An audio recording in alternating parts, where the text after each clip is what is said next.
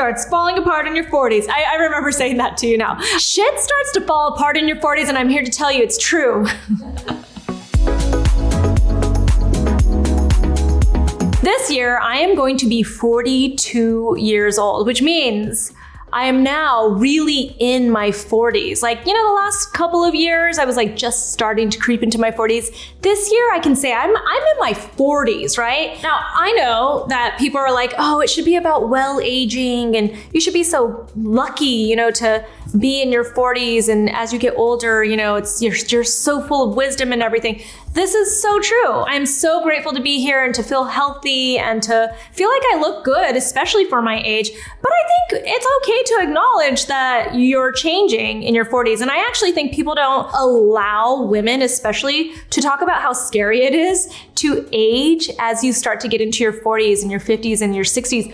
You just start to feel and look different. And it almost seems like there's nothing you can do. So let me tell you all the things I'm learning about myself in my 40s and especially what I'm changing or I'm starting to do now. Number one, if you do not have a skincare routine at this point, it is time to get a skincare routine. I have by far, like you guys know, you have watched me the last portion of my 30s and into my 40s, I committed so hard to sunscreen. I'm so committed to sunscreen, but I'm super committed to my skincare routine as a whole because on a daily basis, the one thing I can do to maintain my skin at the very least and preserve what it is I have is doing my skincare routine, using my retinoids at night, using all the ingredients that I know are gonna help my skin look more youthful and plump and, you know, just make it look better and feel stronger and healthier. And then my sunscreen.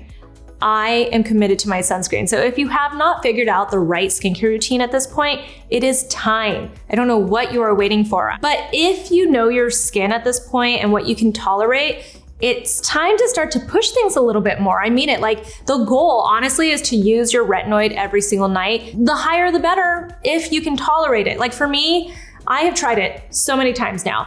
Tretinoin is never gonna be my every single night retinoid. It really isn't. It always ends up giving me dermatitis. In fact, I have a little bit of dermatitis because I tried to push it a little bit more than I normally can. Like the most I can use tretinoin is like once a week before it starts to just irritate my skin. And I mean it like dermatitis, not irritate like it gets dry and flaky, like it actually irritates my skin and then I have to take a step back. So instead, I just try to use my retinaldehyde as many times as I can a week. And then on the nights that I'm not using it, I go in with my regular retinol and I just kind of fill in the blocks because I want to try to get retinoids in every single day, not every other day, not every 2 or 3 days. I want retinoids every single day because I am trying to preserve. There are so many ways to just get more and more, like more is more. You know what I mean? When it comes to your retinoids.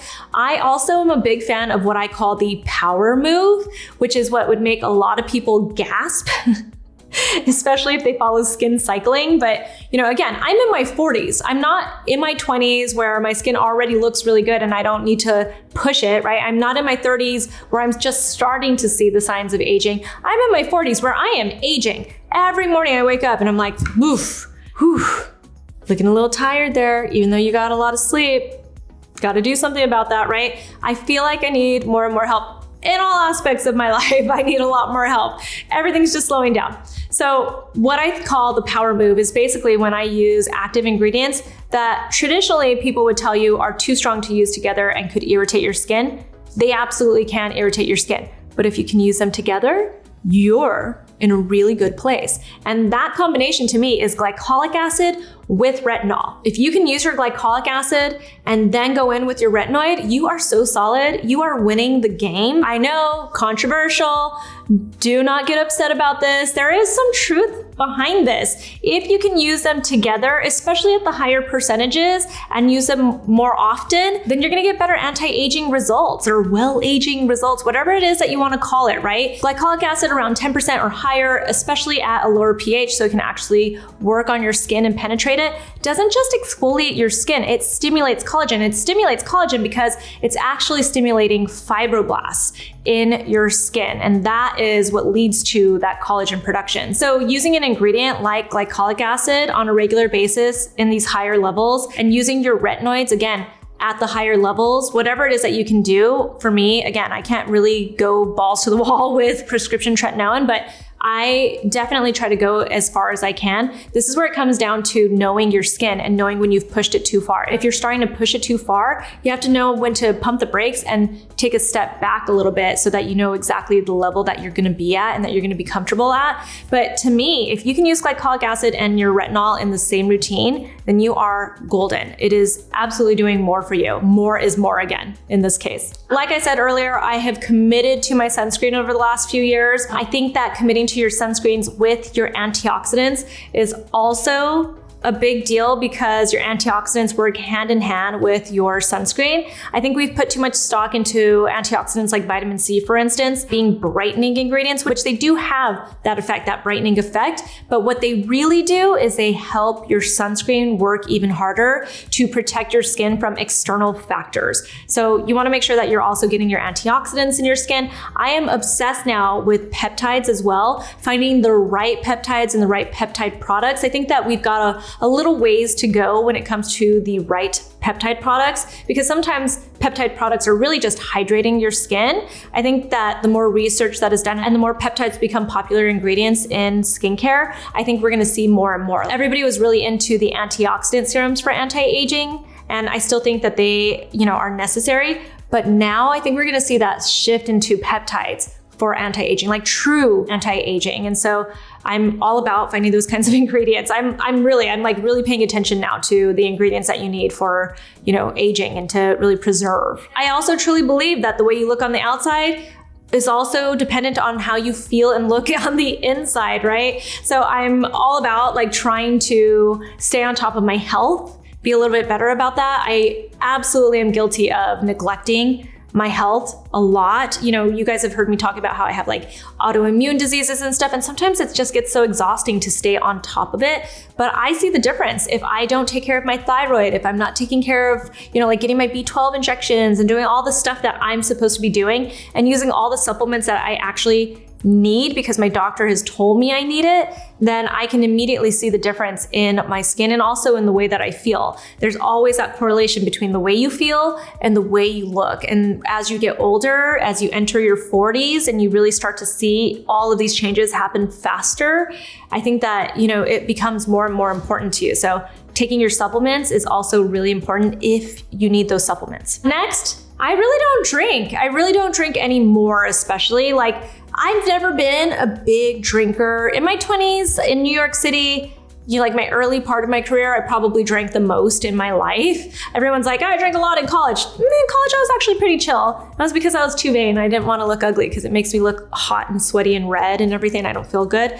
But in my early 20s, I definitely drank so much more because my early 20s was just filled with that drinking culture, especially in my career in New York City. It was just a big part of my life in New York, drinking lots of wine, going out for drinks with your friends and your coworkers and all of that. Drinking was a big part of my life in my 20s. And then, as I started to get a little bit older, I knew I didn't like drinking very much, so I slowed it down. But when you get married, you do a lot of trips, you go eat, go to dinners and all that stuff, and you always get your bottles of wine and stuff. So what I've really committed to over the last couple of years is really just not drinking if I don't feel like drinking. I try to drink less instead of more. I know that a lot of people are like, there's the joke that wine is like mom juice and all that kind of stuff. Honestly, it makes me feel worse and it makes me look worse. And all the celebrities, you know what their big secret is? They get a lot of sleep, they use their sunscreen, and they don't drink alcohol. You wanna know JLo's anti-aging secrets? It has nothing to do with olive oil. It is exactly what I just said. She commits to her sleep, she uses her sunscreen, and she does not drink alcohol. And she also works out. We all know that she works out. She shows us on Instagram. So, I think that is the key to aging, is you have to just take care of yourself and you have to get rid of those external factors that are going to mess with your skin and the way that you look and feel. I know that's a hard one for a lot of people. I tell my husband all the time, he loves a glass of scotch at the end of a hard day. And I always tell him, I'm like, that's actually gonna make you feel worse. I know people think it makes them feel better, but it's gonna make you feel worse, in my opinion. It's not even an opinion, this is true. This is fact. There are studies that show this. Alcohol makes you feel worse, it makes you look worse, and it's not great for aging, that is for sure. And then last, this is the time, if you haven't figured it out already, it is important to start to find your go-to cosmetic doctors. It really is. And I say this because not only do you need your good dermatologist for like skin checks and to be able to get like a Botox injection here and there, like you need those people for sure. But I'm also a big fan of finding your plastic surgeons, your facial plastic surgeons, your body plastic surgeons, but especially your facial ones, so that they can start to get to know your face in case you're eventually going to get a facelift. You do not want to go cold turkey getting like a facelift or, like a neck lift or something like that. You don't want to just go, I mean, you can, and I'm sure lots of people do it, right? But in my opinion, you don't want to just go to a plastic surgeon who has never seen your face before, has never touched it before, has never injected anything into your face before, doesn't know how your skin reacts whatsoever. And then you just say, this is it. I'm getting a facelift. They're probably going to do a good job, but you know what? They'd do an even better job if you had gone to them continuously and they just knew your face already. You want to start to do all the preventions that you can, the cosmetic treatments that you can. And by the way, if you haven't started any cosmetic treatments and you feel like you are aging and nothing else is working, it's time for cosmetic treatments. But don't poo-poo those cosmetic treatments. I understand that not everybody can afford them, but if you can, you're gonna get some of your best results with cosmetic treatments, in-office cosmetic treatments, and then you can maintain it with your skincare routine at home. But if you think you're a person that's gonna get some type of surgery because you feel like you are aging, whether that's a facelift, a neck lift, or anything that is going to be a surgery, it is so important to have a doctor that you've got a relationship with, who just knows your face and knows who you are and just knows how you react to anything. And I don't mean just like how your skin reacts. I mean just like how you react to like, you got Botox for the first time, did you hate the results? That doctor should know this about you, and you should know this about yourself as well. So if you think in the future you're gonna have some kind of surgical intervention, I highly recommend seeing a doctor for much easier procedures that are in office well before you ever go get surgery. Anyway, this felt like a little bit more of a rant. It was supposed to be advice and the things I've learned in my 40s about my skin, but honestly, I think that what I'm realizing in my 40s is that everything that I thought in my 20s and my 30s really does get tossed out the door. Yes, you need to go slow with your skin as far as actives go, but if you know your skin at this point, push that shit. Push it. It is all about preservation at this point. This is it. This is it. I can feel it, I can see it, and it's okay to care about this. I actually feel like sometimes people shame you when you want to feel and look your best. Do what makes you happy. I know I'm doing that, and I feel good about it. So I hope this was helpful. If there are things you want to add about aging in your 40s and 50s and 60s, and just even the way that you feel, definitely share it in the comments. Find me on Instagram and TikTok. I'm at Susan Yara, and I'll talk to you soon. Happy aging.